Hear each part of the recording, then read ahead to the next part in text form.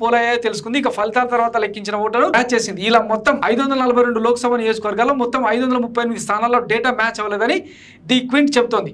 AP తెలంగాణలో కూడా అంటే నియోజకవర్గాల్లో ఈవీఎంలపై పోలైన ఓట్లకు ఫలితాల రోజున లెక్కించిన ఓట్ల సంఖ్యతో సరిపోలడం లేదు. కనీసం 267 నియోజకవర్గాల్లో ఈ తేడా 500 ఓట్లకు పైగా నమోదైంది. ఇందులో ఏపీ నుంచి ఒంగోలు, గుంటూరు లోక్సభ నియోజకవర్గాలను ఉదాహరించింది. ఒంగోలులో 13,99,707 ఓట్లు పోలవగా 14,01,174 ఓట్లను లెక్కించారు. అంటే అదనంగా 1,467 ఓట్లు లెక్కలోకి వచ్చాయి. అటు ఏపీలోనూ మిగిలిన స్థానాల్లోనూ పోలైన ఓట్లకు లెక్కించిన ఓట్లకు భారీ తేడా ఉన్నట్టు ది క్వింట్ నంబర్లతో సహా పబ్లిష్ చేసింది.